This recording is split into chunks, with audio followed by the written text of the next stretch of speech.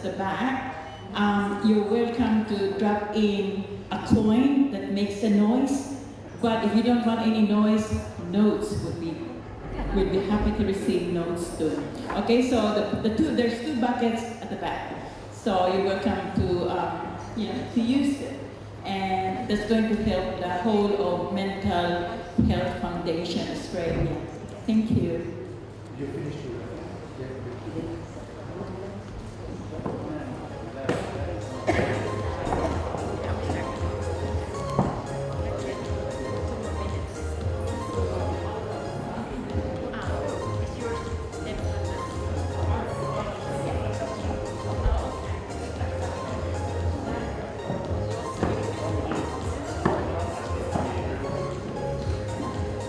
My watch says 2 minutes early, but the others are on time and the others are on time. So, shall we start?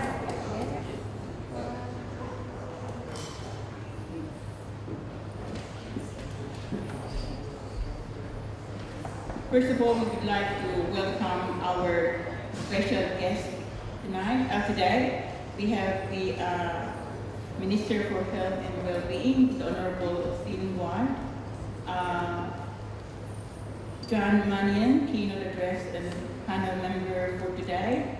We've got Helena Kirikopoulos, Director of the Mental Health Foundation Australia and panel moderator. We have Dr. Barry Manuel, our other keynote speaker today. Sheikh Helmy Bakur, and Mr. Dilip Chumley. And have I missed anyone? Okay. Now it's official. Good morning, everyone. Whether you are joining us here in person or virtually. I begin by acknowledging the traditional custodian of the land on which we gather today and pay my respect for their elders, past and present, and emerging. I extend that respect to Aboriginal and Torres Strait Islander peoples here today. Welcome, everyone. My name is Ida Garcia, and I will be your MC today. I am proudly a multicultural ambassador of the Mental Health Foundation Australia here in South Australia. On behalf of the Mental Health Foundation Australia, the patrons, board of directors, and chairperson, Mr. Vassan, I would like to welcome you all to this major National Mental Health Month event, the Mental Health Symposium on Post-Pandemic Recovery, Challenges, Resilience, and Religion. The National Mental Health Month is an initiative of the Mental Health Foundation Australia to advocate for and raise awareness of Australians' mental health as a community. The Mental Health Foundation Australia National Mental Health Month is unlike many other mental health awareness campaigns. It aims to bring all Australians together in a nationwide conversation about mental health, and we aim to maintain this conversation for an entire month and beyond. Through a series of events, National Mental Health Month is a program that the mental health is extremely proud of, and we intend to reach out to and educate as many Australians as possible to help reduce the stigma and facilitate positive and non-judgmental discussion surrounding mental health. Throughout this month, many events have been organized on each state and territory of Australia, aiming to attract and unite Australians of all ages and backgrounds to raise awareness of the need for better mental health for all. This year, the theme of the National Mental Health Month is Post-Pandemic Recovery, Challenges, and Resilience. This year's theme will focus on raising awareness about mental health and in various industries and communities. Every individual has faced, and many are still facing, unprecedented challenges due to the COVID-19 pandemic.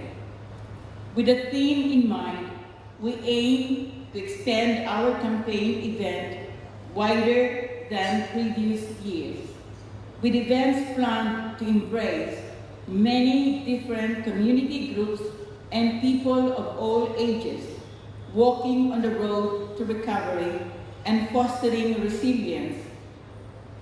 Today's forum will focus on post-pandemic recovery, resilience, challenges, and religion. I would like to advise you as a courtesy that we are live streaming today's event and recording it for distribution in part or in full at a later date. A reminder also to please wear your mask when not eating or drinking, and to be seated when eating or drinking. But I think we're excused not to wear a mask inside. Minister? I'm just putting him on under pressure at the moment. But I think it should be safe, I think. Okay, so let us now join in celebrating the Mental Health Foundation Australia journey by viewing a short video. Hi everyone, I'm Vassan Srinivasan, Chairperson of the Mental Health Foundation Australia. It's a privilege to lead this wonderful community-based mental health organisation in its 91st year of establishment. The MHFA has grown strength to strength over the past few years. With Victorian Mental Health Month in 2018, the National Mental Health Month occurring in 2019, 2020 and this year in 2021. Last year, COVID-19 did not stop us from achieving our National Mental Health Month campaign. I'm proud to say we successfully shifted many events to a virtual platform, very much being able to pursue our objectives of raising awareness and advocating for better Australian mental health. Our primary aim is to reach out to and educate as many Australians as possible, to help reduce stigma and to encourage constructive and non-judgmental dialogue on Australia's critical mental health issue. The highlight of last year's campaign was reaching out to 100,000 Australians all across the country for our national hopes for mental health, both virtually through our MHFA app and physically in some states. What a grand success that was. In 2021, with pandemic still affecting many of us, we decided not to give up once again, curating a carefully chosen blend of virtual and physical events for Australians to participate in. This year, we have a new and improved MHFA app, giving people the opportunity to participate in National Mental Health Month from the palms of their hands. This year, theme is mental health and post-pandemic recovery challenges and resilience. Mental Health Foundation Australia is proud to partner with Australian technology business Resource and take up the well-being app Am I OK? to support our members, enabling individuals to regularly check in on a private and secure platform and ask the question, Am I OK? Am I OK also alerts the user when it's time to seek outside help. We thank Results for this opportunity to promote well-being and early intervention. This year, we have launched a special initiative, the Mental Health Appeal on the 10th of October, our World Mental Health Day. Through this, we aim to raise funds for the development of a course promoting life and safety in young people. At the MHFA, we pride ourselves in making sure all our programs are for the community and powered by the community. We have a vast growing network of multicultural ambassadors, youth ambassadors and future leaders who further the community voice in promoting mental health and well-being. Our multicultural network has inspired our educational and multicultural webinars as an initiative to assist individuals cope with success during the pandemic.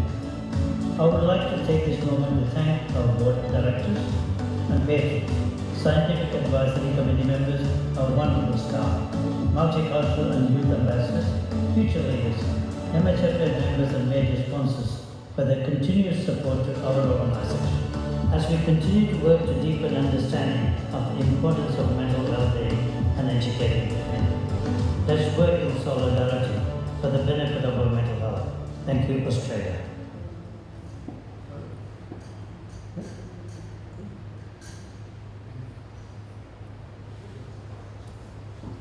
That was our president for the Mental Health Foundation Australia, Mr. Vassan. I would like now to invite Ms. Helena Kirizopoulos, Director of Mental Health Foundation Australia, to provide a welcome address. Helena is the Director of Mental Health Foundation Australia. She is also the Chief Executive Officer of the Multicultural Communities Council of South Australia, an affiliate of the Federation of Ethnic Communities Council of Australia. Ms. Helena has over 10 years experience in the multicultural sector and currently sits on multiple boards, including Council of the Aging, Age Rights Advocacy Service, and the Australian Multicultural Council. Please welcome Ms. Helena on stage.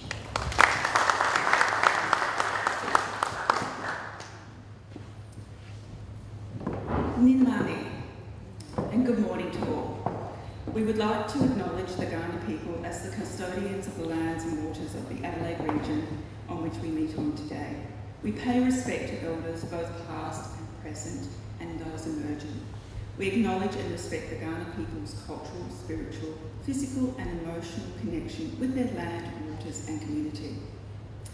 The Mental Health Foundation Australia is the oldest not-for-profit, non-government mental health organisation in Australia, serving the community since 1930. On behalf of the board and the chairperson, Mr. Vassan, Srinivasan, I welcome all our distinguished guests and attendees for joining us today at this forum. Each year nationally, the Mental Health Foundation Australia acknowledges Mental Health Month and with a range of activities and forums. Each day of this month of October, we have seen forums take place either virtually or in person, covering a diverse range of topics. For example, mental health and childcare, mental health and GPs, minors, mental health, and finance and mental health. These are just some of the examples. And you can actually view these forums up on the Mental Health Foundation Australia's website, and I encourage you to go and have a look at them. They're very worthwhile. I would also like to take this opportunity to thank once again the Honourable Minister Wade and the Honourable Jim Blair for hosting the launch of Mental Health Month at Parliament House on the 1st of October. Thank you, Minister. We appreciate your support very much, and hopefully next year we might be knocking on your door again, and if you would accommodate that.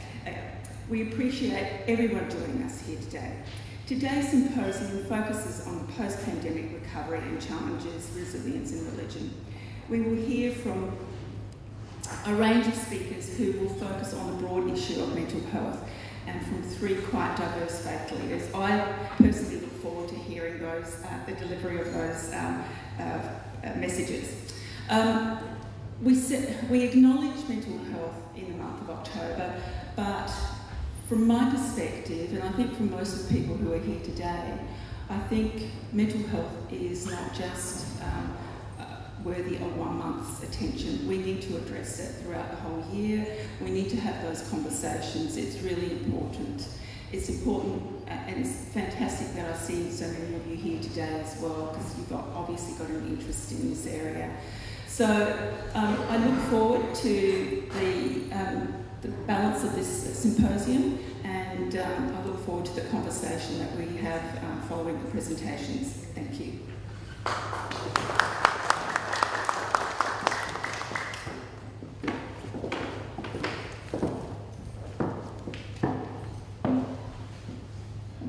Thank you, Helena, for that very warm welcome to everyone.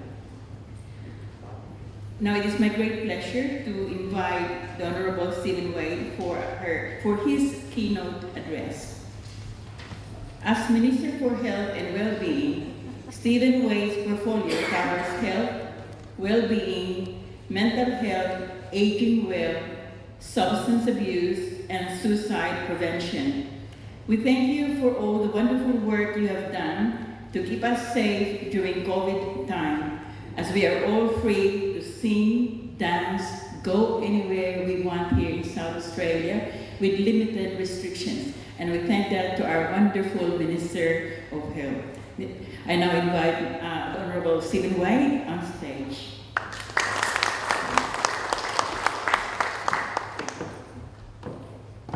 Thank you, Ida, and thank you, Helena, distinguished guests, ladies and gentlemen. I too acknowledge that the land we're meeting on today is the traditional lands of the Kaurna people, and I pay my respects to their elders past, present and emerging. I also acknowledge all people here today who have experience of mental health issues. The voice of people with lived and living experience of mental health is essential to achieving better outcomes in the design and delivery of mental health care, support and treatment. Thank you all for joining us at the Mental Health Symposium on Post-Pandemic Recovery, Challenges, Resilience and Religion. I had the pleasure of attending the Mental Health Foundation Australia's official launch of Mental Health Month earlier in October. The month is all about raising awareness of the importance of being proactive in looking after our mental health and well-being and promoting resilience and connection within our communities. Mental Health Foundation Australia is to be congratulated on coordinating this important symposium. Issues of challenge and resilience assume added significance in the context of the global COVID-19 pandemic. Lockdowns, physical distancing, travel restrictions, and financial issues. We have all been challenged, we are all being challenged. It's more important than ever that we prioritise our mental health and well-being. Key to our resilience as a state has been the ethos of social concern that is part of the bedrock of the culture of South Australia. We are all in this together. The government and community of South Australia are committed to supporting all South Australians through these difficult times. We know that resilience is critical to prevent mental health from deteriorating, helping people develop healthy ways to cope with stress and anxiety. However, it is vital we all know that there are times when we need extra assistance. We need the support of our families, our friends, and our communities. We may even need the assistance of specialised mental health services. We are all in this together. We can't do it alone. At a personal level, at a family level, at a community level, religion is the key to resilience for so many. Faith assures us that in the chaos of a pandemic, life has meaning and that lives matter. For me, as a person of faith, the pandemic has been both a test of resilience, but also an incubator of deeper resilience. I couldn't get out and about as I normally would, yet relationships were intensified. Online communications have actually increased the regularity, the spontaneity and the intensity of communication with friends and family. But on the other hand, my capacity to come together with other members of my faith community in person has been curtailed. And even when we could get together, familiar acts of worship have often needed to be modified to reduce the risk of transmission of COVID-19. South Australia has been successful in responding to the public health threats related to the COVID-19 pandemic so far. Nevertheless, South Australians are experiencing stress and anxiety, which has had a significant negative effect on their mental health, particularly with the loss of business, income and freedoms previously enjoyed. And for so many Australians who have loved ones overseas, to witness the impact of the COVID-19 pandemic around the world has been traumatic.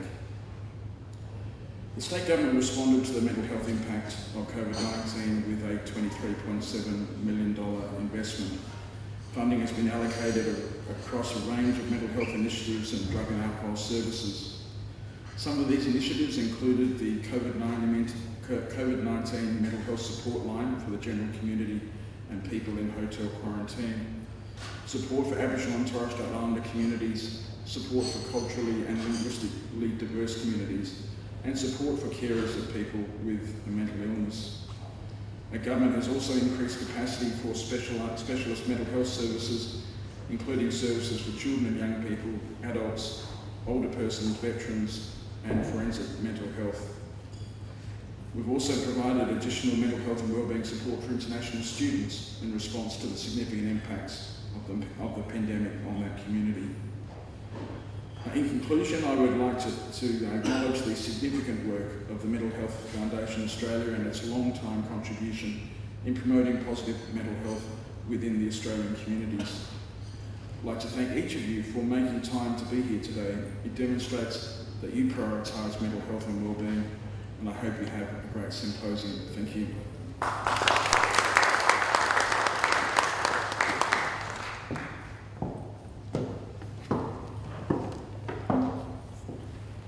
I'm getting a very good exercise this morning. Anyway, thank you very much, Minister, for your support to the organization and for reinforcing what you as a minister is doing to the South Australian community. Thank you. Now I'd like to introduce Mr. Chris Picton for our keynote address. He's going to deliver a pre-recorded address to us. Chris is the Shadow Minister for Health and Wellbeing and the member for Ghana, covering the outer southern suburbs of Adelaide. In the former state Labour government, Chris served as Minister for Police, Emergency Services and Correctional Services after a period of Parliamentary Secretary to the Treasurer. He previously has served as Chief of Staff and Senior Advisor to previous federal and South Australian health ministers, as well as an Advocate Director at Deloitte Access Economics. Now let us hear from Mr. Chris Picton. Well, thank you very much to the Mental Health Foundation for having me as part of your Mental Health Symposium. My name is Chris Picton and I'm honoured to be the Shadow Minister for Health and Wellbeing here in South Australia. We all very clearly know the impacts that mental health is facing because of the COVID-19 pandemic. Already before the pandemic, we were facing a crisis in terms of mental health and wellbeing across Australia and here in South Australia. And the pandemic has only made that even more acute.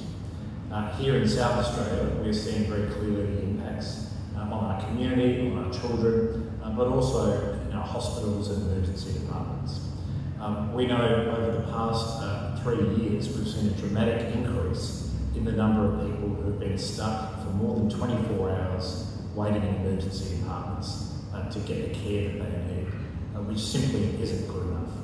And we know that while there's been gradual growth in terms of adult presentations, in particular, we've seen a very dramatic increase in terms of young people presenting at our largest paediatric emergency department, the Windsor Children's Hospital. Some 49% more children are presenting with mental health conditions now than was the case 3 years ago. So this speaks very clearly to the fact that when it comes to the pandemic, when it comes to the increasing mental health needs in our community, that we need to do more and we need to make sure that we are, as much as we're paying attention to the physical health and infectious disease side of this pandemic, that we're also addressing the mental health impacts on our community. We know that there's been a variety of different impacts.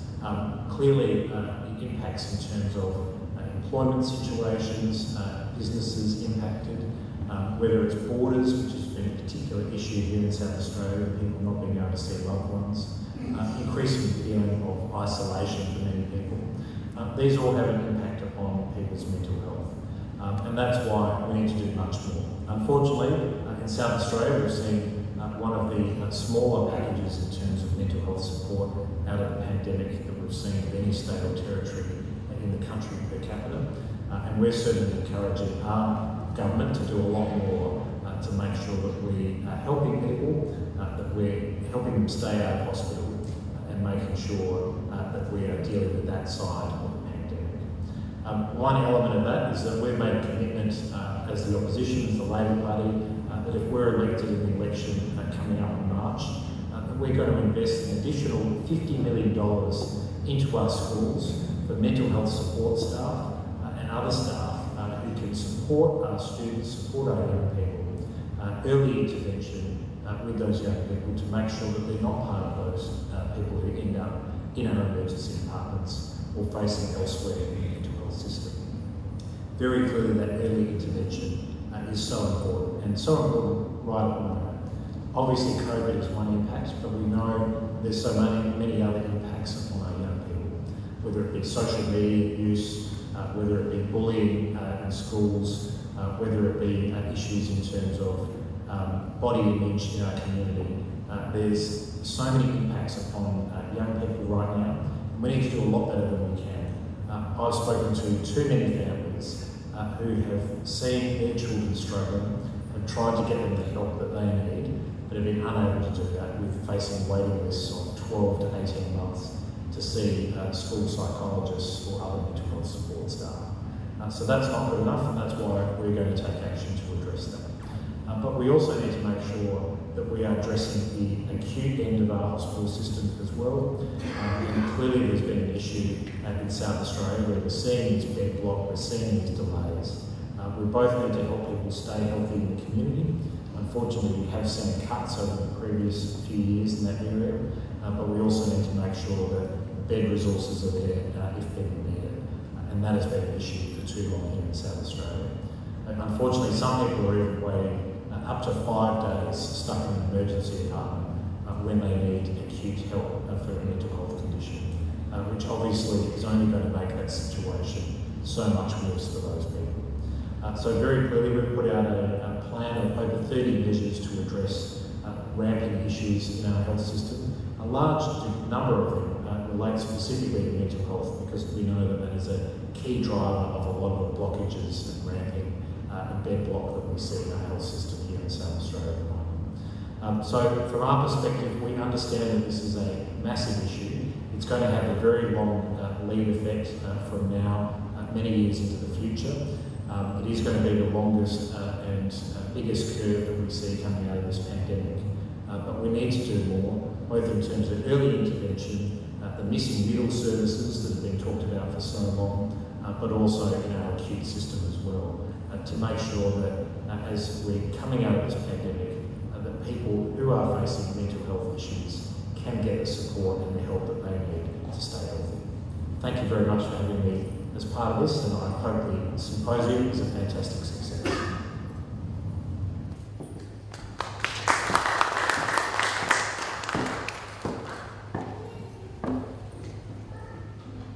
Although Mr. Picton can't hear me, we would like to say thank you to him for his formal address. And a gift from the Mental Health Foundation Australia is going your way, Mr. Picton. Hear, hear. Now I would like to call on our next keynote speaker, John Mannion. It is my great pleasure to invite John Mannion for a keynote address. John Mannion is the inaugural Executive Director of Breakthrough, Australia's only foundation dedicated solely to mental health research. John's career in mental health has spanned more than 30 years, including as a practitioner as well as leading mental health service across the state. John led the establishment of Breakthrough in 2018, which this year alone funded more than 20 leading research projects across all the state's universities.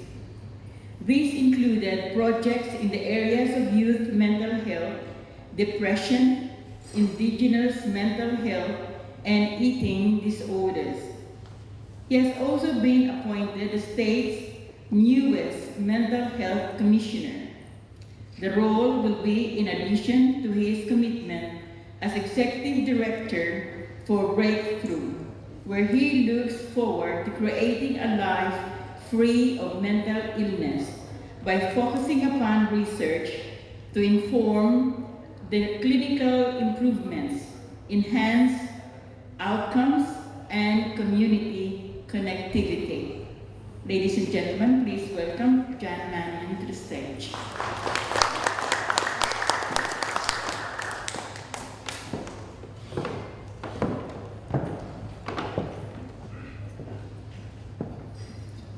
saying we need to get a shorter bio. My name's John. Hi everybody. That's traditional. So I have the honour of being one of South Australia's mental health commissioners. We have 3 commissioners here in South Australia, myself, David Kelly and Heather Novak. And our role and responsibility is to represent the community voice in mental health development, delivery and reflection, which I think is a beautiful connection into what we're wanting to talk about today. I'd like to acknowledge the land that we meet on today is the traditional land of the Kaurna people and pay my respects to their leaders past, present and emerging. But also reflect on that the work we do in the mental health arena could not be done without actually having the lived experience voice. That teaches us, it keeps us in check, it makes sure it's directed, it makes sure it actually has the impact we're aiming to have. And we're very, very grateful for that at every opportunity. Talking about mental health, the pandemic and religion, I phoned my dad, as you do, to get some advice. I was brought up in a very supportive, loving Catholic family, one of 7 children. And when I told him I was doing this conversation today, he said, "How long have you got?" I said, 6 minutes. He said, "Good luck." But what it was really reflective of was the fact that how do we learn from our upbringing? How do we learn, what do we take out of that? What do we take out of our connectivity, our spiritual selves that actually help us drive resilience, that help us drive connectivity, that help us drive changing when we need to change? And we were chatting just before, and we were talking about, when you write speeches like this, do you ever keep to them? I always have notes and then never look at them ever again. And it's because you want to actually listen to what's actually happening in the room. You want to feed off what actually people are saying, and then you want to try and help and shape and guide. Now we've listened to, obviously, to Minister Wade and Shadow Minister Picton, and looking and really presenting sort of the landscape of mental health. And here in South Australia, what we do know is that our statistics of accessing services have probably been quite consistent for the last 3 years. So the pandemic hasn't necessarily changed that landscape for us. What it has done, though, is actually increase people's ability to actually reach out, which, when we're having the conversation about stigma, discrimination and the challenges often faced, that is one of the biggest blocks to people sort of accessing support and care. What we do know is that there are a whole range of complexities that sit underneath that as well. So Minister Picton did mention around younger people. Now we know that in Mission Australia's report this year with the Black Dog Foundation, they actually identified that the 3 major concerns for our younger people is mental health, stress and body image. And what we also know then from our latest data sets, we know that we're actually still losing 9 Australians every day to suicide. That's starting to come down, it's starting to alter and change, but not at the speed we want it to do, and the impact that's actually having is immense. And this week I spent some time with a mum, a young mum who'd unfortunately lost her 16-year-old son 14 weeks ago. And she said this was an enormous surprise for her. He had his life plotted out. He knew exactly what he wanted to do. He knew he'd got a new job. He got connections, he got family, he got friends, but something wasn't right for him. And the distress in her voice as she's actually talking about her son was really, really palpable. When I then asked some further questions to connect with her, when I asked her to tell me more about your son, tell me about the things he loved doing, you just saw a very different change in her. You saw that this lifted up. You saw a smile came back on her face. You saw that she was very, very proud of what he had achieved. And I left the conversation saying, please remember what he's achieved and not what the end of his story was. Because you've got an ability to try and drive that change. And I think for us, when we're talking about statistics, when we're talking about bed blocks, when we're talking about investment, it would be incredible if when we're doing that, we actually then continue to make that connection. This is about people. This is about every one of us. This is about our brothers, our sisters, our family members. We must never lose the fact that these data sets are real life stories, and it's the real life stories that connect us. So when we then look at, when we start to look at our recovery, we look at our roles and responsibilities, obviously within my role I've got a responsibility to drive change. The Health Minister's got to look at how he invests and reflects. But then what about that wider community? What about the community and the holistic approach we want to provide for support and mechanisms? We know during the pandemic we were all encouraged to social distance. We weren't encouraged to socially disconnect though. And at this period of time when we're going through this biggest change, this was the time when a lot of people started to reflect. They reflected on what was important to them. They reflected on what was important from a spiritual perspective. In fact, a piece of research that came out of the US started to look at during the pandemic the actual increase of access of people wanting to return back to the church was palatable. It was quite marked. And also a piece of work that was actually done in York University last year started to look at what is the role and the function of our religious communities to actually be part of the recovery process. Because we know, just remember I'm supposed to click a slide. We know that churches actually do this piece in abundance. Having a sense of purpose and a sense of belonging is a foundation for positive mental health for each and every one of us. We know our ability to actually walk into a place where we feel safe. We know how that then makes us feel because it's bigger than just us as an individual. Where we know it connects us, where we know it actually brings us into a safer community, we know that's really, really strong. And we do that in a myriad of different touch points. We do that in our sporting communities. We do that in our workplaces. But what about the role that religion can actually play on how this gets enhanced? Every week, people go to church, they go to pray, they go for silence. And the York University report actually said people were actually accessing churches not necessarily for the religious context, but they're accessing it because it was a place of safety to have that reflection and to think about what was important for the future. So when we start to look then of our role and responsibility and how we grow and come out of recovery, and how we actually look at what do we want to go back to and what does this new normal actually truly look like, is this an opportunity to sort of reflect and drive a different change? Is it an opportunity to actually look at how our religious communities can actually become further community hubs? You read and you see beautiful work that takes place when you're looking in the parklands, when you've actually got beautiful organisations providing meals. And they're not just providing the meal because the meal actually is the way in which they socially connect with people. And then it's the conversation that comes from that. Then it's the compassionate approach that actually gets followed. Then it's the care that gets wrapped around.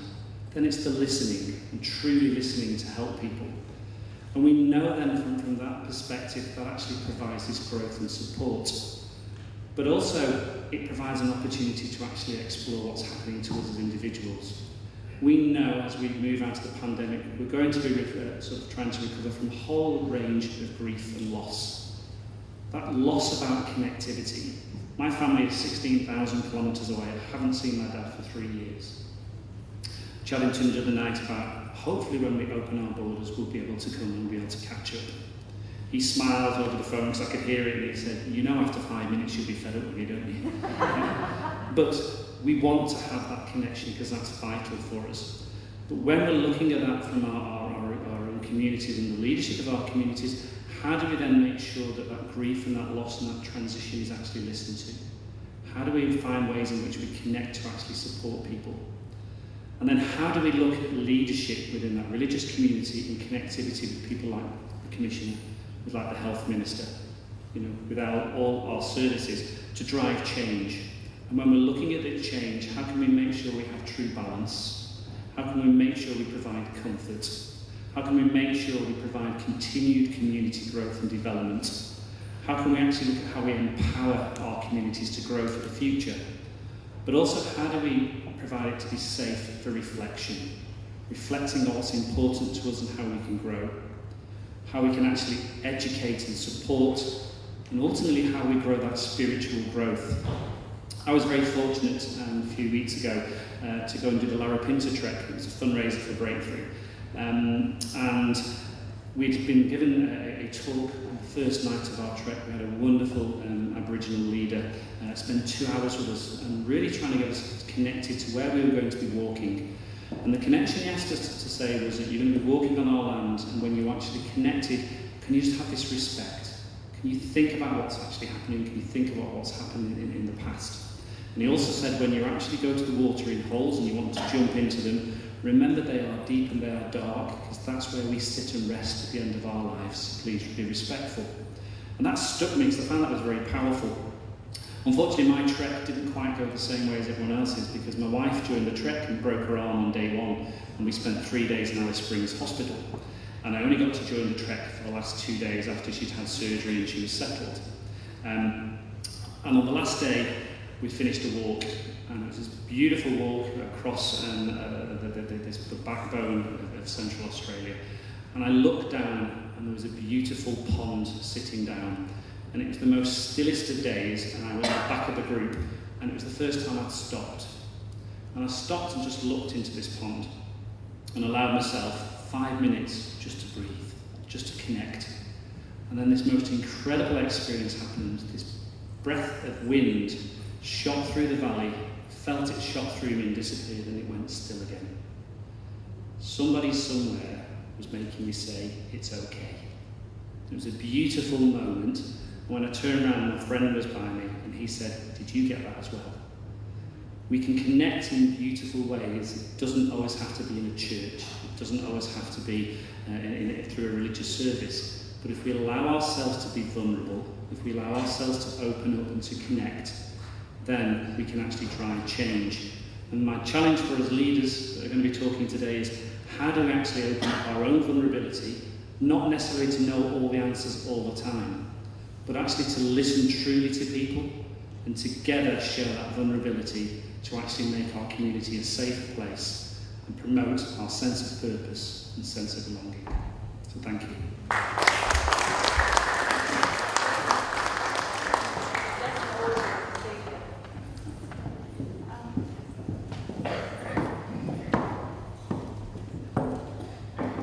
That was a very inspiring speech, wasn't it?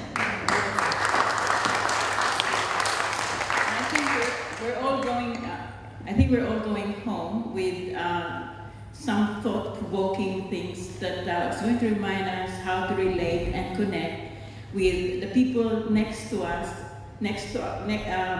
sitting next to us, our neighbors, our friends and family. And I think that was a very, very inspiring speech, John.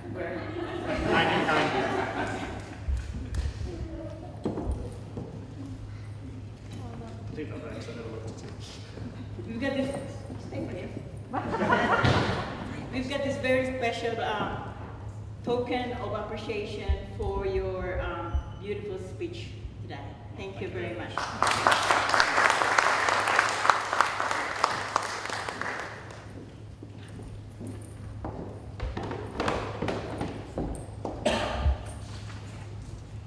Now it is my great pleasure to invite Mr. Barry Manuel for a keynote address. Barry was ordained to the ministry as a Baptist pastor. Currently, Barry and his wife, Janet, lead Healing Life Church in Wayville. The church has an emphasis on bringing the healing life of Jesus to the whole person. He is a graduate of the Adelaide University, the Melbourne College of Divinity, and holds a doctorate from the Adelaide College of Divinity. But I think most importantly, he's a very passionate supporter of the Adelaide Crows. Welcome, Dr. Barry Putzka.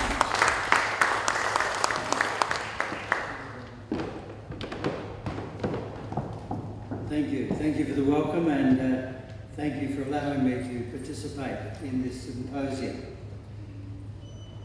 I begin with a story because all preachers, good preachers do. Author and pastor Max Lucado tells this story, which is a true story. And it goes like this. Chippy the parakeet never saw it coming. 1 second he was peacefully perched in his cage. The next he was sucked in, washed up and blown over. The problems began when Chippy's owner decided to clean Chippy's cage with a vacuum cleaner. She removed the attachment from the end of the hose and stuck it in the cage. The phone rang. She turned to pick it up. She had barely said hello when Chicky got sucked in. The bird owner gasped, put down the throne, turned off the vacuum and opened the bag. There was Chippy, still alive but stunned. Since the bird was covered with dust and soot, she grabbed him and raced to the bathroom, turned on the tap and held Chippy under the running water. Then, realising that Chippy was soaked and shivering, she did what any compassionate bird owner would do. She reached for the hairdryer and blasted the pet with hot air. Poor Chippy never knew what hit him. A few days after the trauma, the reporter who had initially written about the event contacted Chippy's owner to see how the bird was recovering. "Well," she replied, "Chippy doesn't sing much anymore, he just sits and stares."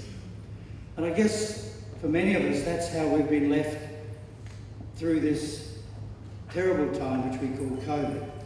There's a sense in which we have lost that sense of joy and that sense of freedom. And for some people, and some people that I know, it is true to say that they just sit and stare. In my particular congregation, we have a number of people with serious mental health issues, some even to the point where it's hard for them to dysfunction. And so I want to consider 4 points from a Christian perspective of how, in this recovery time, of how we can move ahead. And first of all, I highlight a caring community. Of course, a caring community is not just limited to a Christian church or a Christian community. All faiths, faith groups and faith communities offer that. In the book Ministry with Persons with Mental Illness and Their Families, I relate this. It is our conviction that just as it takes a village to raise a child, it takes a community to heal people. An inclusive community that features the best of biology, psychology and theology. The focus at this point is specifically the community of faith that can surround the depressed person and those affected by depression with compassion, concern, care, acceptance and gracious love. I want to refer through my talk to someone whom I'm calling Mark. That is not his real name. And I'll give you a little case study as I relate to Mark. Mark lives alone. He has no relatives in this state and he has very few friends and very, very few acquaintances. He's part of my church. He was very isolated during the 3-month lockdown period, and I would call him regularly and talk to him. Now he and others like him are now able to be involved in a community again, and he attends a variety of our events.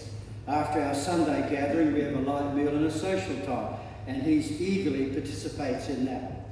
We also have a little bowl of Mentos, all sealed, safe for COVID, and he enjoys pocketing those Mentos, so our Mentos bill has gone up significantly. Many churches offer events and meals that are particularly helpful in building community and helping people to relate, and churches do that, and it's very, very significant.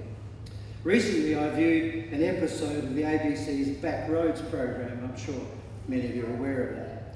It focused on a country community in Queensland and the Sikh community that was very much part of that particular country town. It showed how the community prepared an elaborate meal, and everyone in the town then was invited to attend that meal after the temple ritual. It was a wonderful expression of community. And community, I believe, is so significant and important in this post-recovery time, post-epidemic recovery time. It's now important to emphasise community. It's now important to encourage community. Human beings were not meant to live in isolation. Never. And that's something that we can never, ever completely condone or live with. We must encourage community and do all that we can. And certainly, I know there are many faith communities who do that. Secondly, I want to talk a little about pastoral care and counsel. Now, I acknowledge that there are excellent specialist counselling supports here in South Australia. I relate to them for various reasons. And I suggest that from my perspective as a Christian, churches offer valuable pastoral care and counselling. The role of the care and counsel offered by a Christian community doesn't usurp the specialists. It's able to support it. Now I turn again to Mark. Mark happens to be a committed Christian. However, he struggles with oppressive religious thoughts and voices that cause him constant anxiety. So at times he feels that there are dark spiritual forces attempting to overcome him, and he often interprets life situations from this perspective. Sometimes his response to these impressions would really border on religious mania. He does not share those experiences with his psychiatrist. However, he does with me because we share a similar faith perspective. And I'm able to comfort him and encourage him and perhaps get him to see that his thoughts are extreme and not to be so overwhelmed by them and not to be so dwelling on them. And I think that's important. That's an important role that I play, but not only I play, others play. So part of my role is simply to listen to him and allow him to share his feelings and then gently to point him to the foundations of our Christian faith. That God is love, that God has not abandoned him. And so the attitude of the pastoral carer is to be one of compassion, empathy and patience, providing a ministry of caring presence. And then the third thing is the Christian faith is able to offer meaningful prayer. The book I quoted from earlier says this: prayer, in whatever mode or form, may be utilised in a given religious tradition, is being present to others, being open to the Spirit of God, and commiserating empathetically with those who suffer. Of course, prayer may be utilised in its conventional form of uttering praises and petitions to the Holy One. But at the most profound level, prayer is relational. Prayer is a way of living in relationship to God and others as well with ourselves. And as such, it's an ensign of hope in the midst of hopelessness. Now, churches engage in all sorts of prayer forms and in different ways, in liturgy, spontaneous prayer, and things like that. Now, in my ministry context, we operate a weekly healing group. We've done this for 12 years, and we've had, in that 12-year period, over 3,000 people visit that healing group. People make an appointment to attend. They are offered a 45-minute session with 2 prayer ministers. The visitor comes, they share their story, and then they receive prayer for their presenting problem. Now, my friend Mark has attended the prayer room on many occasions, and he requests prayer for different concerns. Each time he responds positively to the experience, though he's not healed of his condition, but in his own words, his own report is he finds it helpful. My doctoral thesis, submitted to the Adelaide College of Divinity, researched the effect of the lived experience of healing prayer. Now, 80% of those that participated in the data collection reported experiences of healing or improvement as a result of healing prayer. Because of the ethics, ethical issues in doing research of this nature, I was not allowed to interview the people. A research assistant interviewed them, and also I did not choose the people. I simply made up a huge list of people whom I know have attended our prayer room or our services, and then the research assistant randomly chose those people. I was absolutely stunned by the results. I heard reports of amazing things that people had experienced. So prayer for sufferers is a positive means of support, and I consider that it will be most useful in this recovery time for all who seek it. Prayer allows us to leave a world of confusion and at times uncertainty to connect with a higher reality.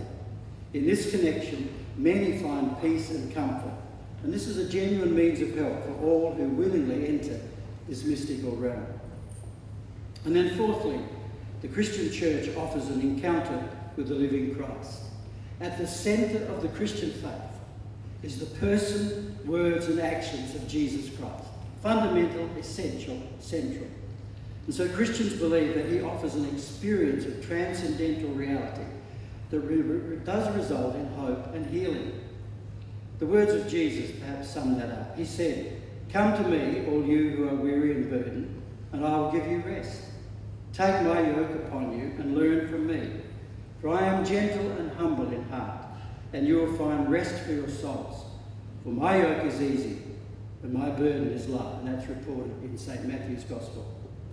As you know, mental illness produces weariness and a sense of carrying a burden. These words of the living Jesus Christ point to hope and comforts for sufferers. A relationship with him through faith is life-changing. So I go back to Mark. I've noted he lives alone. He has no relatives. In his rented apartment, when they do the review just to see how he's looking after it, he has to hide away for a week to clean it up. So I'd hate to see just what his housekeeping is like. His schizophrenia is severe, and medication provides him with stability, but not with healing. He still hears his voices. He's still confused.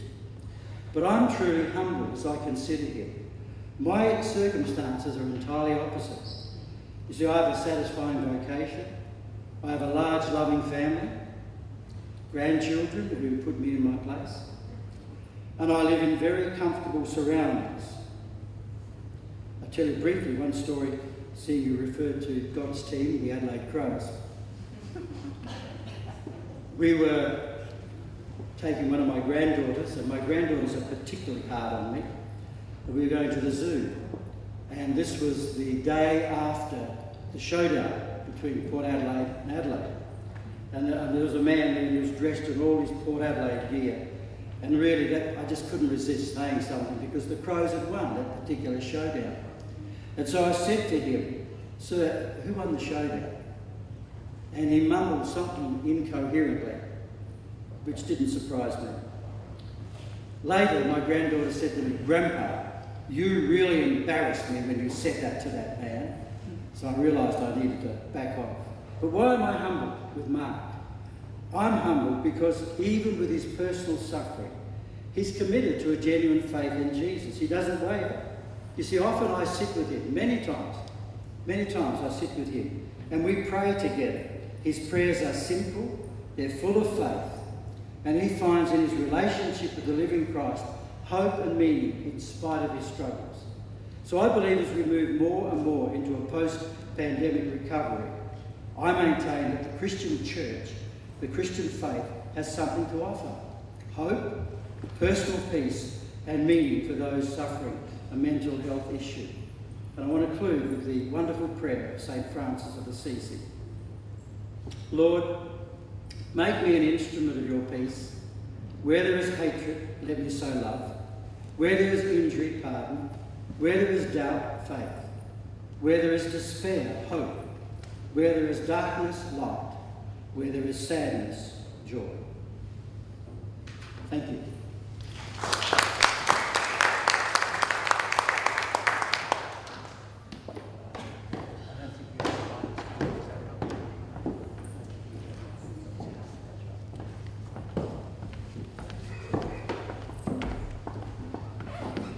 I don't want Dr.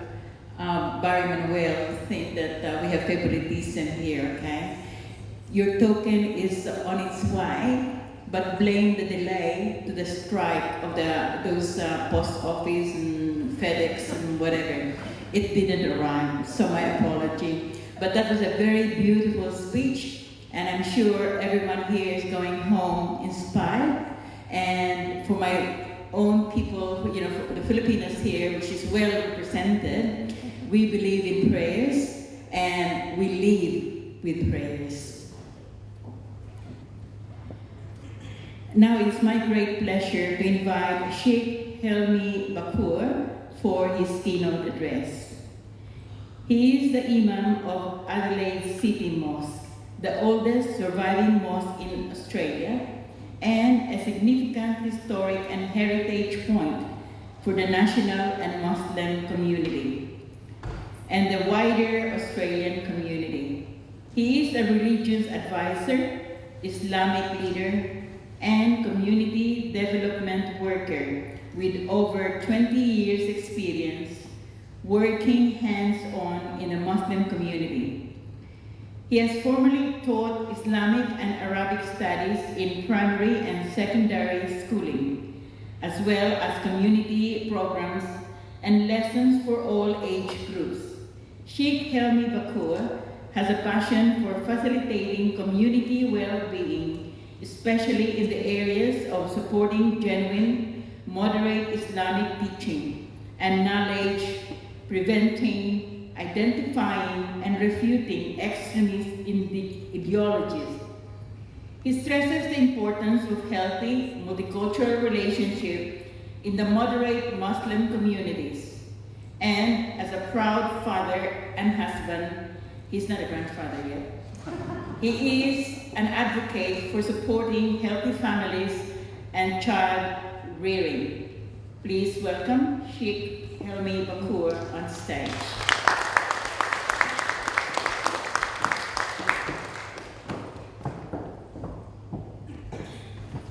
Thank you, Maganda Aida, for this biography.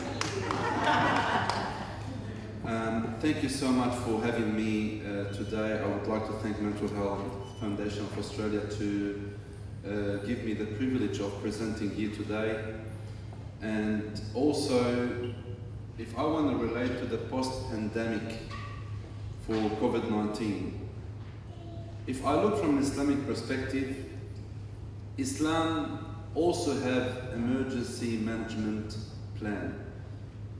Prevention, preparedness, response and recovery, PPRR. Prevention, maybe sometimes we cannot prevent things because whatever God willed for it to be, shall be.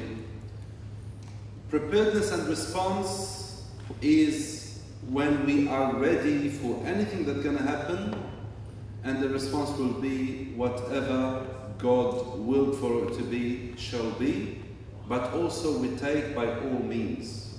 I give an example. If I suddenly get sick, I don't only say, okay, I got sick, whatever God willed for it to be shall be, let me die on my bed, don't go to the doctor, don't do anything else. No. I go to the doctor, I go to hospital if I need to, I take my medication. Mental health is very important. Once companion came to the Prophet Muhammad, peace be upon him, and he said to him, I want to fast every single day the whole year. And I want to stay up all night praying to God. The Prophet, peace be upon him, said to him, your body has right upon you. Fast one day and break your fast another day. Because if you keep fasting every single day, you might be exhausting yourself to more than what you can handle. And if you stay up the whole night, you will also make yourself exhausted, because we know that it was proven medically that sleeping at night 2 hours is better than sleeping 7 hours during the day. Also, in Islam, mental health is very important. That's why the Prophet, peace be upon him, said, ponder about the creation of God. And we're such lucky to be in South Australia. Whenever you're stressed, take your car and drive to the Barossas. Drive to Adelaide Hills. Ponder about the creation of God and look at the mountains and the trees. Because a lot of people think, religious mental health, that means I have to be at the mosque. You don't have to be at the mosque to have a healthy mind, a healthy life. You can go with your family out to the beach. You can take them out for a picnic. And also, as John said, and if you allow me, I'll quote what you said, it's not only social distancing, it doesn't mean social disconnecting. And this is Islam urge you to check on your neighbors. Tell them, are you okay? Do you need any help? Whether your neighbor is Muslim, whether your neighbor is Christian, whether your neighbor is Jew, whether your neighbor is atheist, he's your neighbor. He's a human being. If you cannot go and knock on the door because of the restrictions, God made it very easy for us, social media. If you don't know the number of your neighbor on Facebook, you put John Mannion and that's it, you got him. Easy to get access to people. So check on others. Love for others what you love for yourself. And this is what we should react during the pandemic and post the pandemic, because some people might need a longer time than others to recover. You might be stronger than your husband, but your husband needs your support in the meantime. Your kids need your support. And we are so lucky maybe in South Australia we didn't go through much of lockdowns and a lot of stress, but we know that a lot of small businesses got affected. So if you know the coffee shop that you go to had to close for a while and people were scared working from home so they don't need to go to the shop, then have your coffee more often. Support him by going and buying a cup of coffee. If you can't afford the large one, buy the small one out of support. Invite me to coffee as well. That will help because I'm a big coffee drinker. So what I want to say is religion based on really thinking of others, really work on your self-peace. How can I have my self-peace so I can give you a peace? Because if I'm stressed and the religious advisor, I will come and stress you and your family and the neighbors. But if I come and I say to you, look, Prophet Muhammad, peace be upon him, said, know that whatever happens to you, it's predestined. Deal with it and rely on God and work on improving yourself, and this is how you achieve and you be successful in this life. I ask God to bless you all, and again, thank you so much for having me, and peace be upon you. Thank you.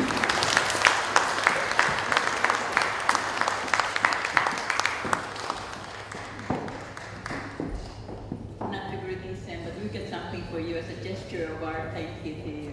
Thank you. And thank you very much for that very inspiring speech. I'm sure we're all going home again with some thought-provoking things from what you've just said. Thank you. Thank you so much. Mabuti. Kumusta is how are you? Mabuti is I'm good. Maganda is beautiful. Sirakulo is crazy. Thank you. Thank you so much. Thank you.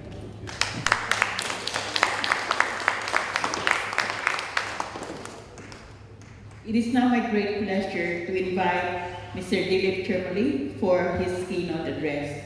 Dilip has worked for people of culturally and linguistically diverse backgrounds and have served on the boards concerned with their welfare. Dilip served as a member of the SA Multicultural and Ethnic Affairs Commission and has served as a board member of Federation of Ethnic Communities Council of Australia, Multicultural Communities Council of South Australia, and Survivors of Torture and Trauma Assistance and Rehabilitation Service. Dilip is a Hindu priest and a marriage celebrant. Anyone wants to get married? See Dilip.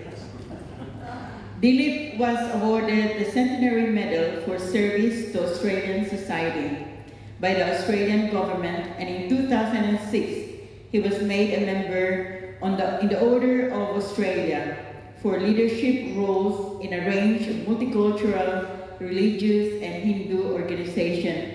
Please welcome Mr. Dilip to the stage.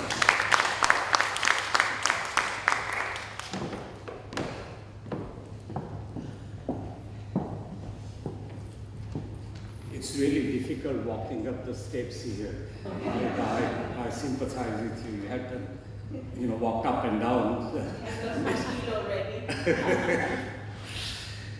Thank you for this privilege of talking to people who are experts in mental health issues.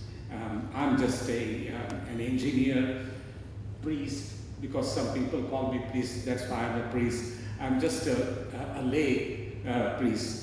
I of course, I do weddings and all those sorts of things, but I'm not really a very high priest, I'm just a low priest.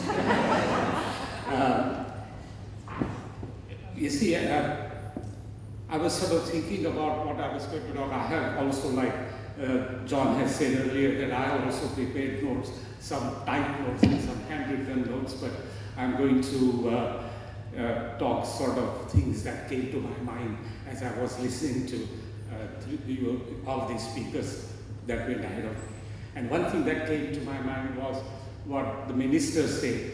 The minister said that religion is quite an important thing. You see, we can handle these challenges of which pandemic has thrown to us.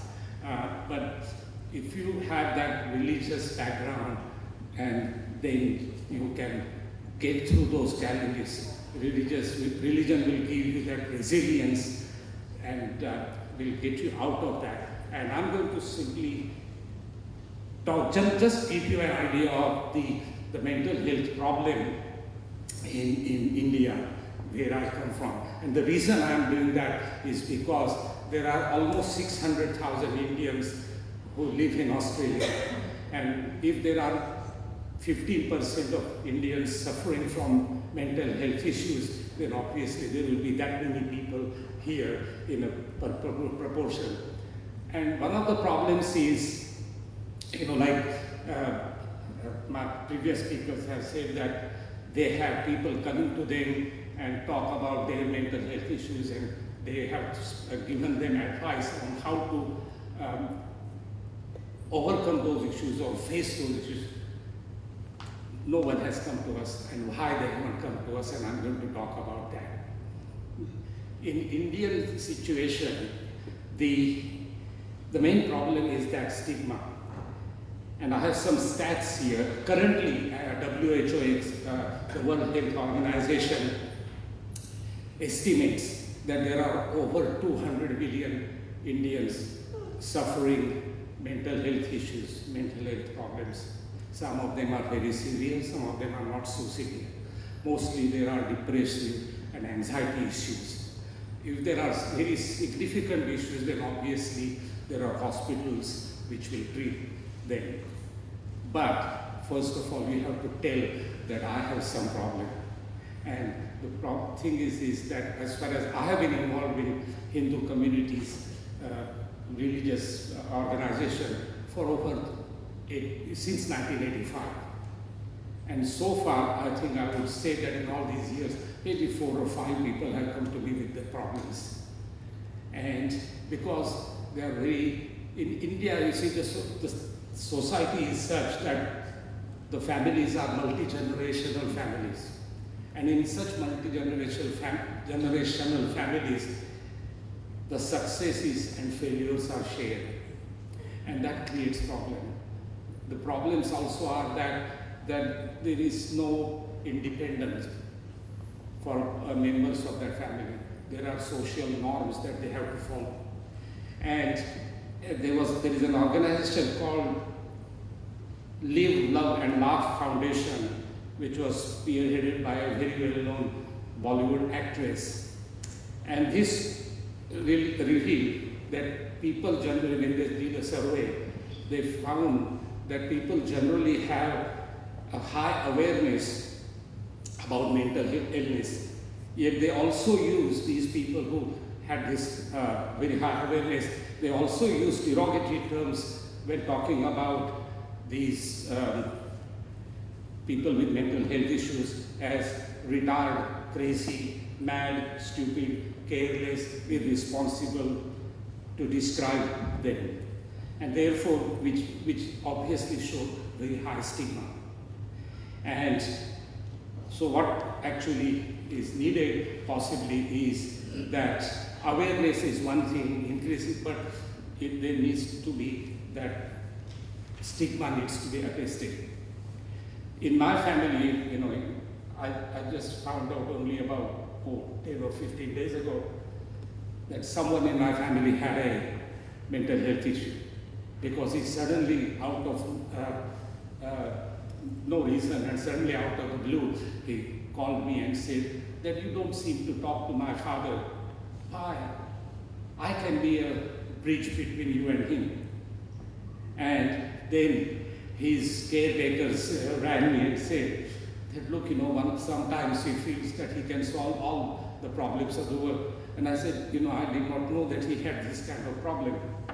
So this is what happens. And this is even when people are living in this country, where people generally talk about mental health issues and how I can solve them openly.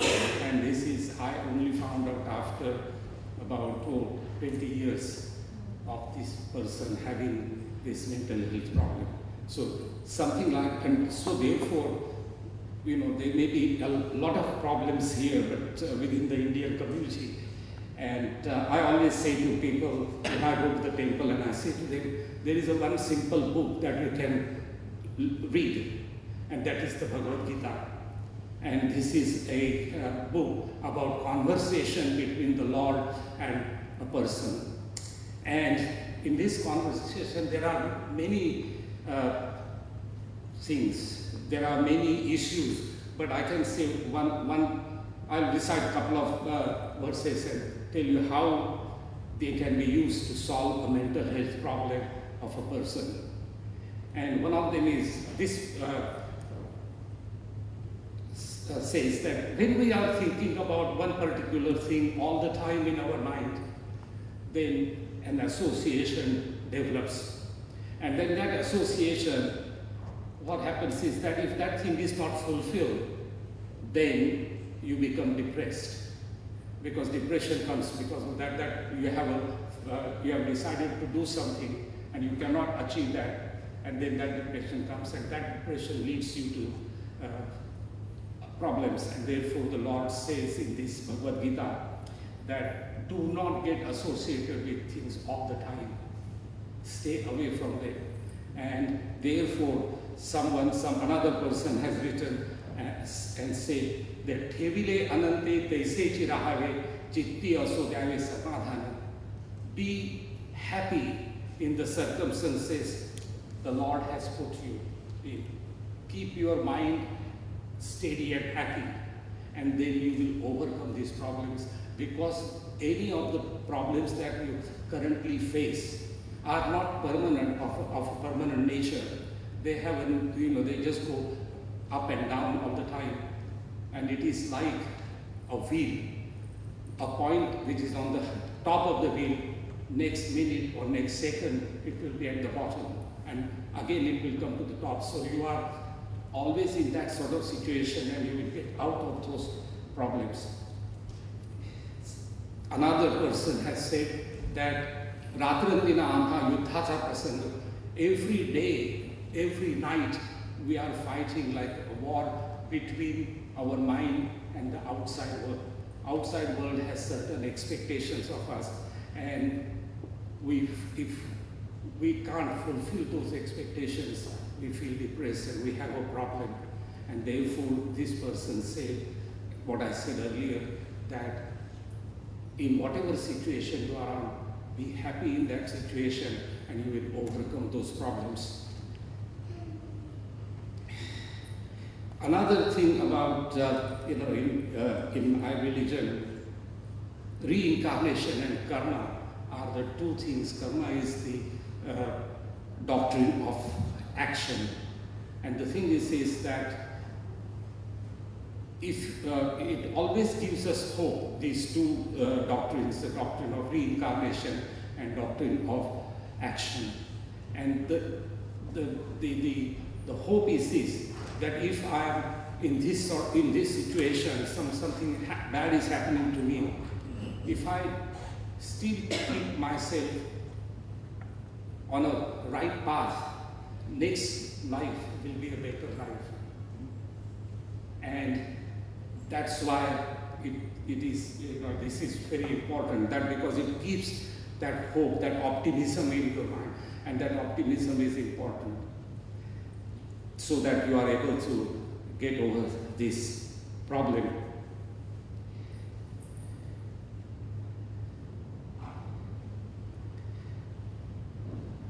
In India, the thing is that the families are joint families. Even here you will find that, most of the time sometimes there are only two levels of, two generations, but there are also, there are three generational families here, grandparents, parents, and children. And therefore everyone has got different expectations of each other. And it's very difficult. And many times what happens is that the problem is for women have a problem to face for various reasons.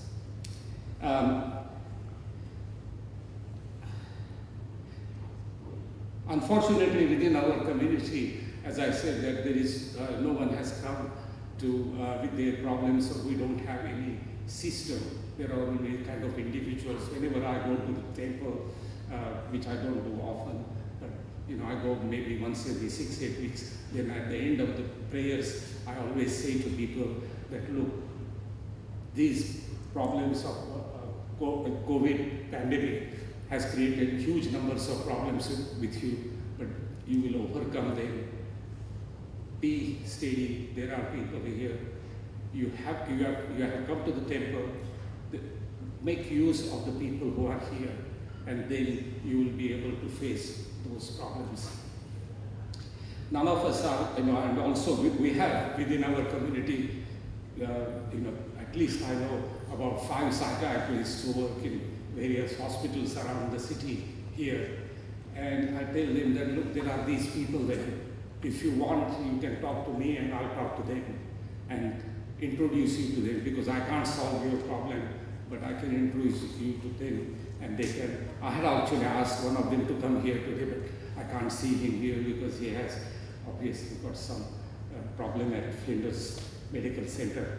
So this is the sort of thing, but people do not approach, because the problem is that I feel that if there are 15% of the people have different types of mental health issues in India, I'm sure there are so many number of people here, and they have to approach people, but they don't approach because of this stigma that is attached to it. As soon as somebody comes to you with a mental health issue, in India, people will not talk to you again afterwards, and your family will have a bad name. And so therefore there is this always the case of saving face, family honor, and therefore people are always silent. They suppress their emotions, and there is an obedience to authority and within the family, and also an academic excellence. If you talk to any Indian family, they would want their sons or daughters to win Nobel Prize in various fields, and if that doesn't happen, then parents are very unhappy, and that they pass on that the children feel guilt. I don't know the situation here, but once, many years ago, I had gone to India, and that time my niece was in final year of her school examination. And when I went there to the center, examination center, I went with my brother's wife, and she was talking to her friends, and I found out that these friends had taken 2 months leave to look after that the son and daughter were studying well. And you can imagine the pressure this puts on the son and daughter, because if they don't do very well in the examinations, then the parents will say, I spent 2 months of my holidays, gave away my holidays, and to look after you, and you still didn't do this thing. And you can imagine the stress and trauma that will create. So these are the kinds of problems in the end, in this again I go to Bhagavad-Gita because I have read it quite a bit, and there is a verse in it which says that as far as a person is concerned, that person's job is to do the work, and without worrying about the results. I used to teach in the university. I'm an engineer, I used to teach in the university, and I used to say to my students, my job is to give you that lecture and pass on that information, and your job is to absorb it. If you don't absorb it, it is not my fault. So you have to keep on absorbing whatever I say. I'll try to give you the best of information and as correct as possible, and you have to learn it. You have to take it into this thing. Whether you fail or pass is not my concern. And if I just keep on worrying about it because I gave you a lecture and you failed, I can't be depressed by that. It is your responsibility. And I have always tried to follow that. I have always tried to follow this also, that I tell people that will consider the whole world as a family. This is my friend and that is not my friend is the thinking of narrow-minded people. If you want to be a broad-minded, think about everybody as your family, and which means that if you have a problem, you can approach anyone. I always say to people within our community that even if you do not know a person, go to that person because he or she is in your community. And as someone said earlier, that it's a sense of belonging. When you come to the temple, you are part of a group. In that group, you can ask for any help from anyone. So these teachings have assisted Hindus to live peacefully wherever they have gone. And I think the reason, even with their problems, they have always been able to live peacefully because they follow these teachings of this book called Bhagavad-Gita. And I commend you all to read if you can. It is not a religious book. It is simply a book of how to deal with a situation. And this particular book was about a war between two parts of the family. And when one person who was standing there to fight and becomes depressed, at that time the Lord said to him what he should do, what he should concentrate on. And if we follow all of that, then yes, that will be good. And we can overcome our mental health issues. Thank you.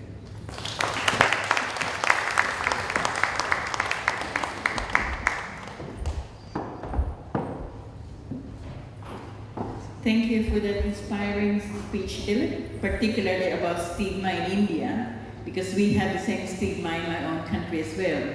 But we are what we are saying now is it's okay to be stressed, it's okay to be depressed, it's okay to see a doctor, and it's okay to have mental issues, because we can always see through it by talking to other people, by seeing our doctors, and all that.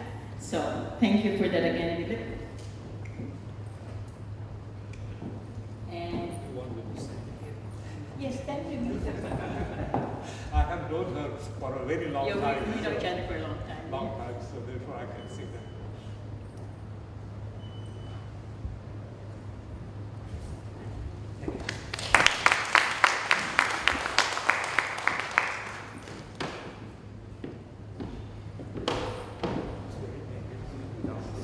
Now we're going to have a special message, a recorded message from our major sponsor, Bruce Wong, the CEO for Food Solutions, to say a few words for the Mental Health Foundation Australia's major sponsor for National Mental Health Month 2021.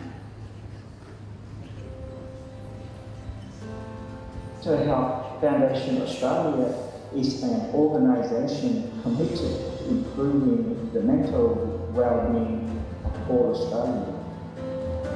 Food Solutions' vision and value are very aligned with Mental Health Foundation Australia, and we have been supporting this charitable organisation for over 2 years now through various programs. We have been very involved in the Meal Delivery Initiative, organised by the Foundation, which was a huge success last year and has continued this year with over 85,000 meals delivered so far.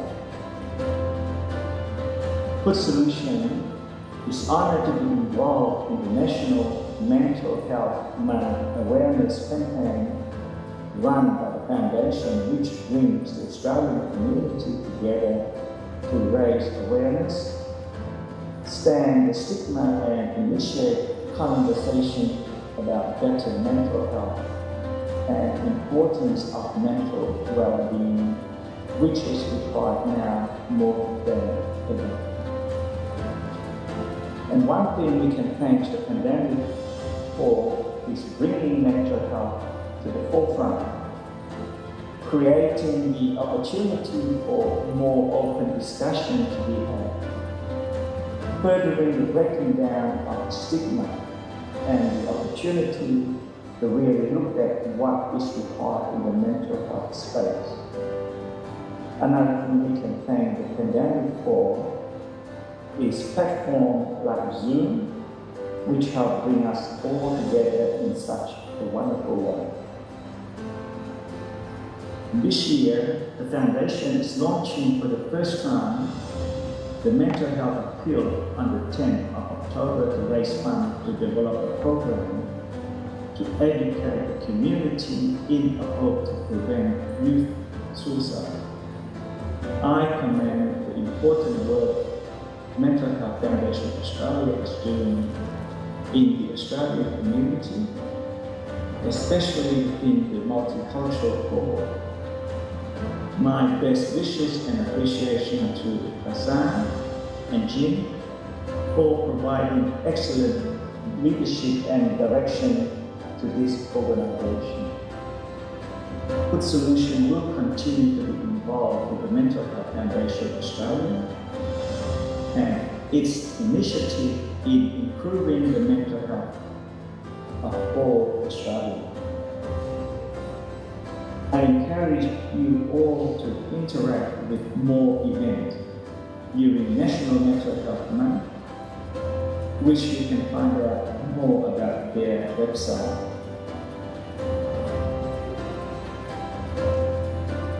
www.mhfa.org.au.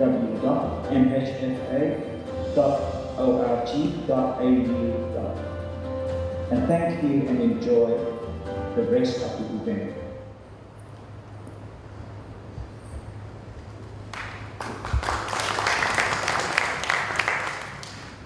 Well, you can't hear me.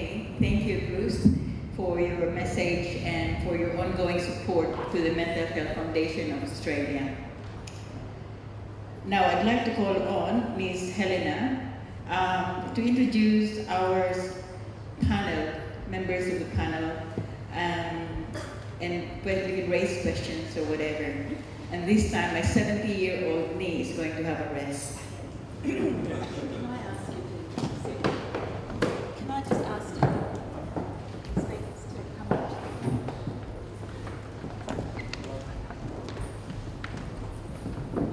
Is this on? Yeah?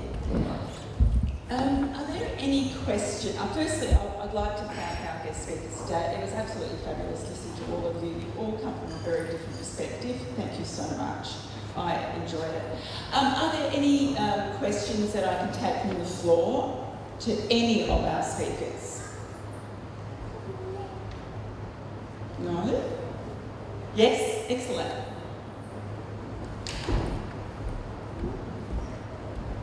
I think I have a general question for all of you, and I think it is that in some ways, though the pandemic has been shocking, it's also shown us what we can do when we stop and we reach out to others. So my question is, how do you think we can take the lessons from the pandemic to deal with some of the other wicked challenges that many of you know are close to my heart? So we're going into climate talks being held in Glasgow, and many young people in particular are concerned about their future.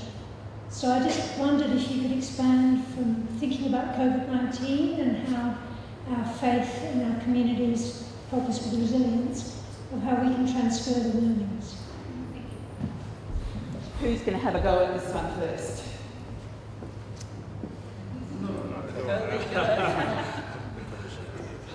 I think the strong step back from the rest of the panel left that one with me. I think it's a beautiful question, isn't it? When we look at when the pandemic first started, and we all returned home, and you go onto social media and you'd see people going, oh, it's been incredible. I've managed to walk my dog in the morning. I've actually stopped and had lunch. I've been doing exercise, and you sort of people gave themselves permission to actually recover for a little bit.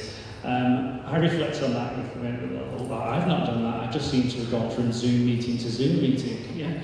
And then when we look at how we then return back to work, we often pose that question, in the new world and the new way, what did we learn during the COVID period that we want to take forward? And I think for me, one of those things that I sort of learned was actually giving yourself permission to stop and reflect for a little bit. To actually not necessarily, you know, we talk about or we measure how successful we are by I'm busy.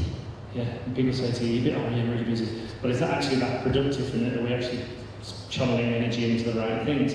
And if anyone's got the answer to that question, I'd love it, because I am busy, but am I busy doing the right things? And am I channeling it in the right way? When you then look at that transition then for younger people, you know, looking at the future, really listening to them is really, really powerful. Myself and my fellow commissioners over the next few weeks are actually going out to a number of schools, and we're actually going to talk to year 11s, and we're posing the question to them, what is it like to be you? And the reason we want to ask that is because we now know, as we're now going back to our new normal, that they actually can't go to schools.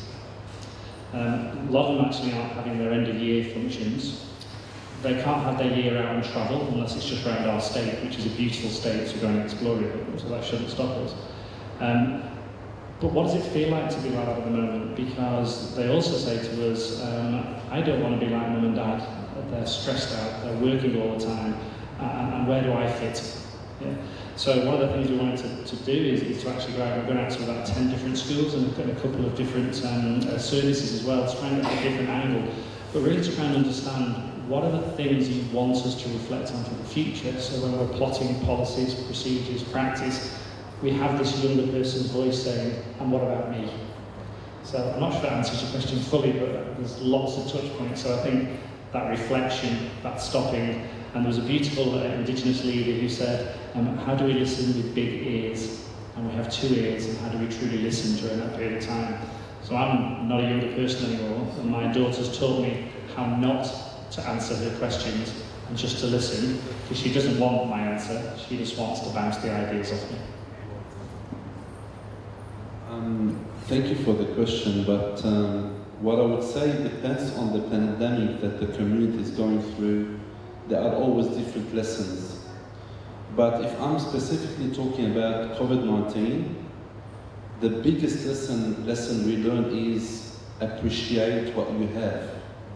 Because in the time of isolation, couples have known each other more than before. Parents have known their kids more than before. Kids have known their parents more than before. So if you have your mom and dad alive, appreciate they're still alive and visit them more. If you have your kids, appreciate that you're having kids and spend time with them. If you're married, appreciate your wife and appreciate your husband. And this is how we become healthier more and more. Thank you.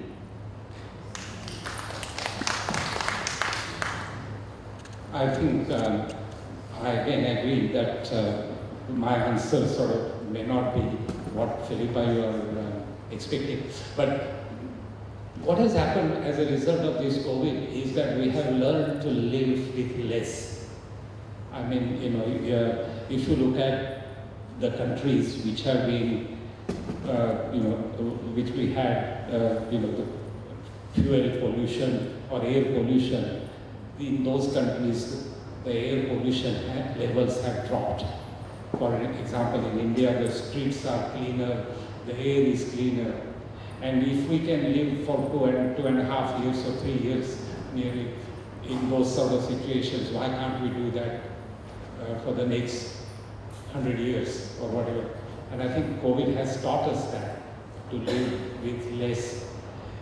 And as the Sheikh has said, appreciation of your neighbors, appreciation of your family members also is quite a good lesson that COVID has given and taught us. So I would say that the pandemic has been good to us in that sense. It is bad in many other senses, but there is at least a small ray of hope in that. Thank you.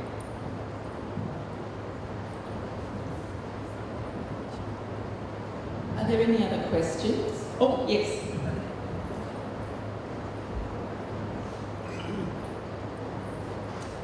Thanks for all your insights this morning. I wonder about the intersection between religion and mental health services. It is difficult for many people to put their hand up and say they've got a problem.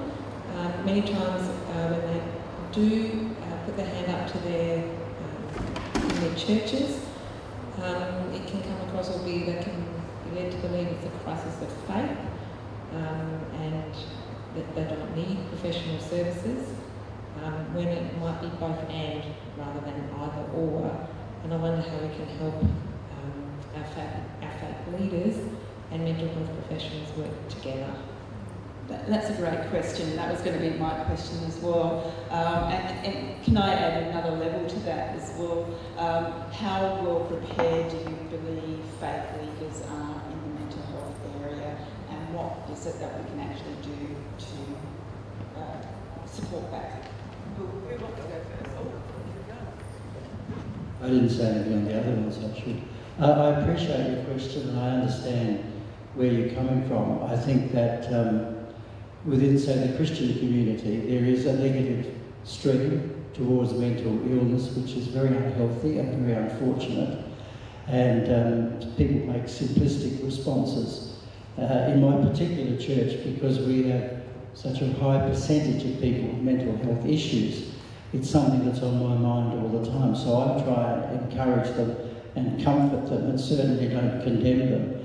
But I think that I would hope that within the Christian community, in some areas, there can be a change.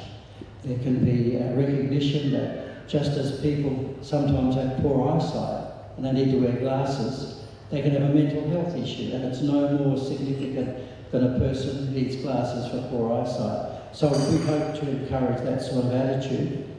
Within the things like Baptist Care, Anglican Care and Uniting Care, there are very, very good resources offered to people for mental health issues. My daughter-in-law works with Handicare, and there's a tremendous amount of supports there. Baptist Care, I'm aware of what's available there. Are all faith leaders well prepared to deal with this issue? No, I don't think so. Hopefully that can change.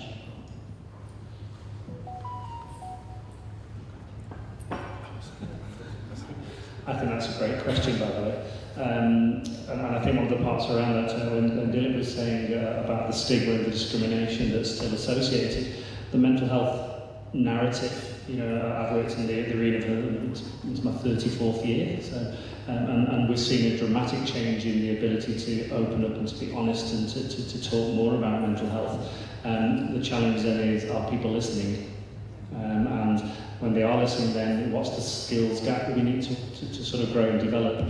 So the whole area around mental health literacy, and I love your thoughts around, or the perception that you actually said, how do we work together and actually walk hand in hand during this period of time? Because I think that's always the case, because we actually need to stand next to somebody when they're struggling, and we need to guide them on that journey. And part of that will be through health education, support, but other parts will be about that spiritual self as well. And it shouldn't be seen as a conflict. It shouldn't be seen as a block or a barrier, yet we know it often is. So how do we provide education that doesn't necessarily cause conflict, but actually puts that person back at the centre of what we should be doing? Thank you for your question. First of all, I'm a Sheikh, which means a religious advisor. I'm not a doctor, I'm not a mental health expert.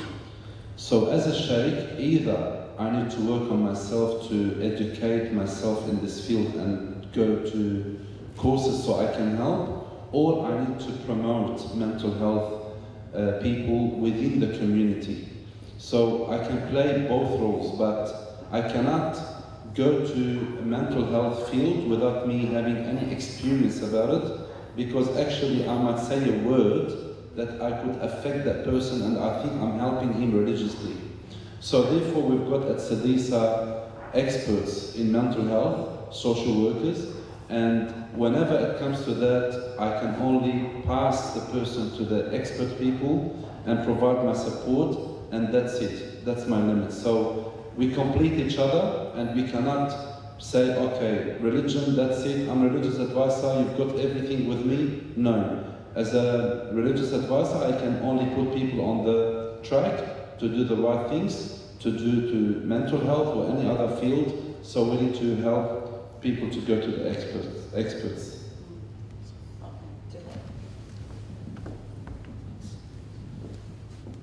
I think as all the previous speakers here had said, that they are not mental health experts or they are not psychiatrists. What happens is that when there is a severe mental health issue, the family will send that person to the hospitals anyway, or to go to the psychiatrist and get proper medical help. What we provide is simple, very simple help that that is for at a lower level, and that is what I suggested in my talk. And there is, because of the time restraint, I couldn't mention others. There is a simple thing, what we call as recitation of the name of the God. And if you just keep on, you try taking the name of the God in your mind when you go out here and start driving a car, and your mind will be on that particular issue and not somebody crosses in front of you or anything like that. It won't upset you too much. And for that, this is why we always say to people that Namasmaran, reciting the name of the Lord hundreds of times or every second, that keeps you away from, focuses you away from that particular issue. And so these kinds of help or these kind of suggestions we give to our community always.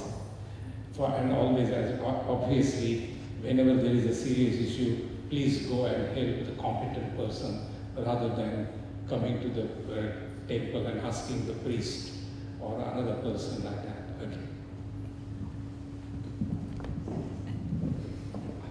Yes? Oh, I've got my own. You have. Hi there. Thank you so much all for speaking. And so my name's Anne, and I work from Church Together SA, the executive director. So I work across all the churches, but also I've been working in interfaith situations, I don't know, for about 30 years as well. So and Lutheran Care also provides wonderful mental health services. There are so many areas there. What I would love to be able to do is just to remind, just like Sheikh and Dilip and Barry, what's your name? Barry. Oh, that's right. Yep. Barry has also suggested, yes, that we do pastoral care. And so in my tradition and in my denomination, that's very important that we're trained in pastoral care. It's a large part of our training as a reverend. But we actually also need to learn that respect for others. And I would really love to actually work with you, John, and with the Mental Health Foundation to actually, keep on maybe doing an annual thing where we remind ourselves we do not have the answers, no one has the answers. We have practices that help. We actually enable spirituality to be seen as an okay thing to talk about, and we enable conversation to occur and support to each other. And they're the things that I think a religious community can actually offer as an otherness. In our society particularly, we often try to play that down or interpret it as ghosts or something like that. But to actually work as a team in that network would be fantastic. So I'd really love to engage in that area where we can talk about, spirituality of anyone, whether it's actually being out in creation or whether it's sitting in a quiet space or whether there's in conversation with the other and how to understand what loving your neighbour means in all its variations that we express across our different faith traditions. Great, thank you. There's a question behind it, but can I just add something? What I'm hearing also is there's a possibility of some health literacy, mental health literacy amongst our faith leaders as well, and that's something we can possibly work towards. Absolutely.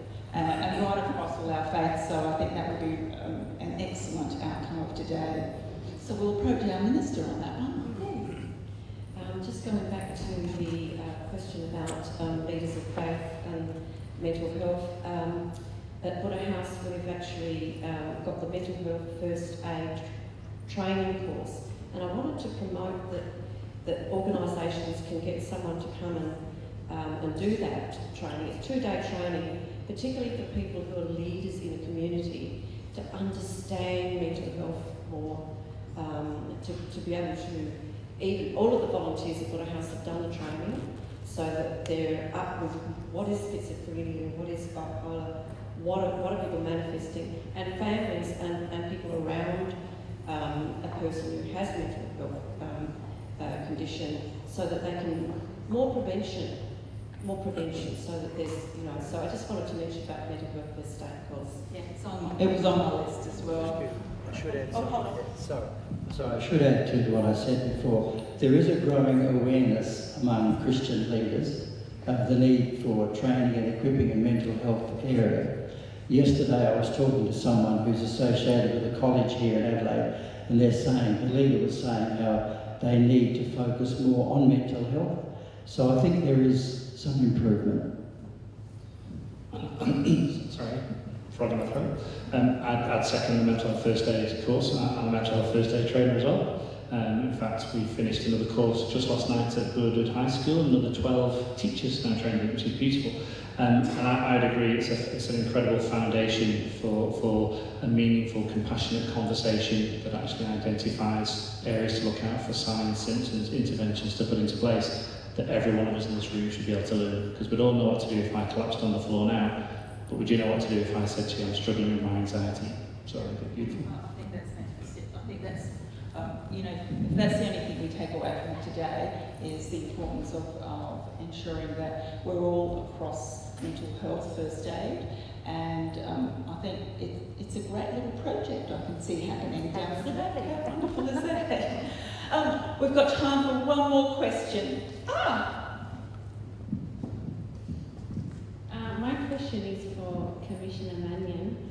Are you looking at research in the area of faith integration for health and wellbeing interventions, particularly for the minority communities, the more diverse communities in South Australia? That's weird when I get called Commissioner. Makes me sound like I've got power and I don't actually. I've got influence and connectivity, which is what we want. From a health perspective, health aren't good at investing into mental health research. So I'll take my commissioner hat off and I'll answer it from Breakthrough's perspective, because we actually do invest in mental health research.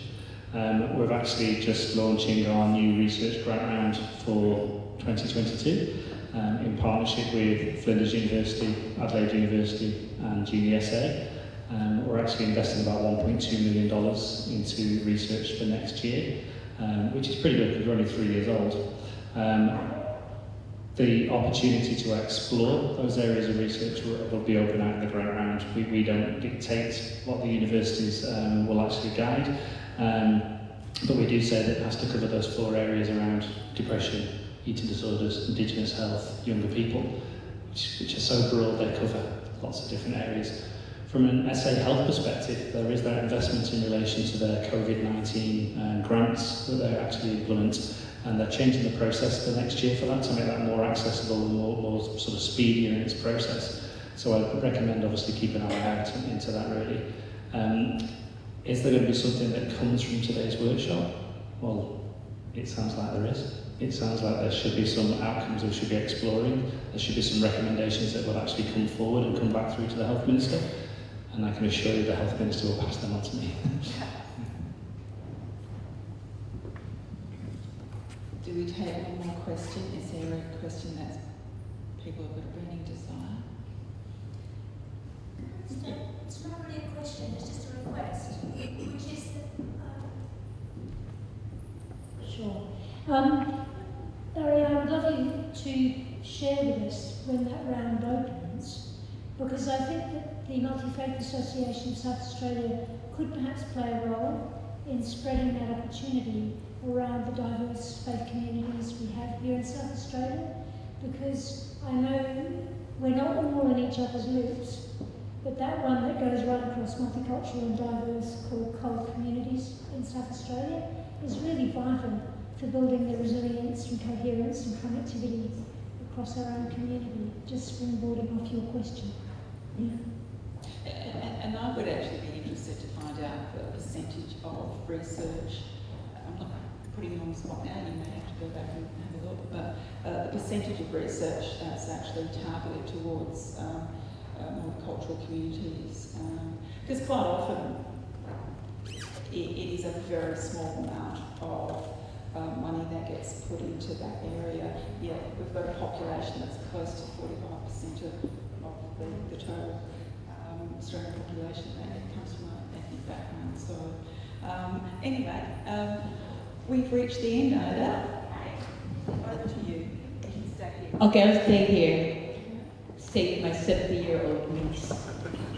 Anyway, we would like to thank our members of the panel, Sheikh, John, Barry, and Dilip. How about that? So, yes, thank you very much. And yes, I think just one question. You know, one of the questions was about the first aid, mental health. Can we have the address, please? Sorry. And I think all the others might like to have an address as well, because that will be very important for our respective communities. Okay, so before we close, I'd like to invite our Deputy Leader of the South Australian Multicultural Ambassadors of the Mental Health Foundation Australia, Dhruv Kumar, to do the vote of thanks.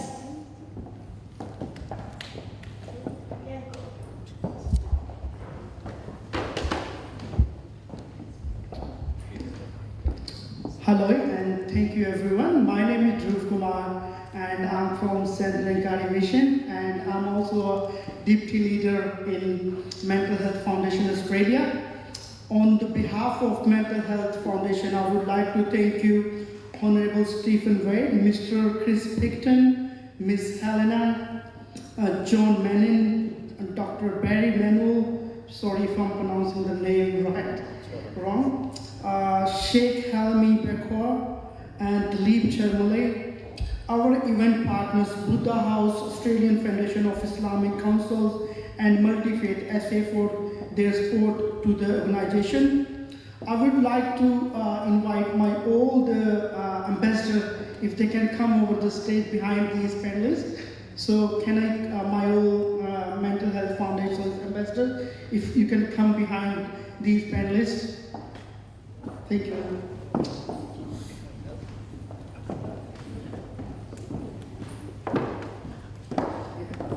So, thank you, please come.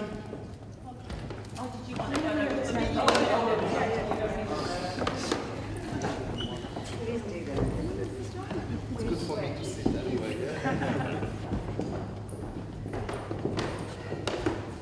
Do you guys want a photo?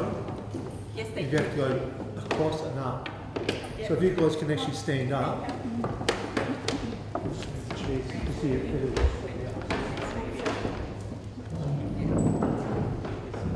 No, just get a little bit closer together to screen.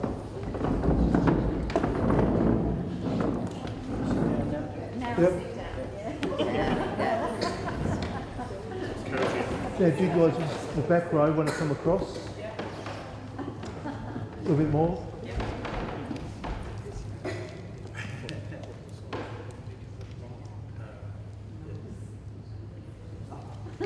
Okay, you ready?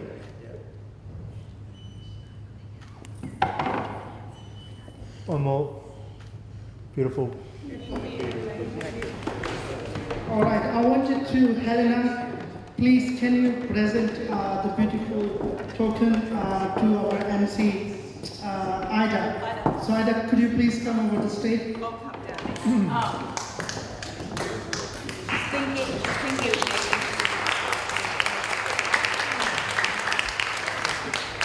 Thank you, Ida and Helena.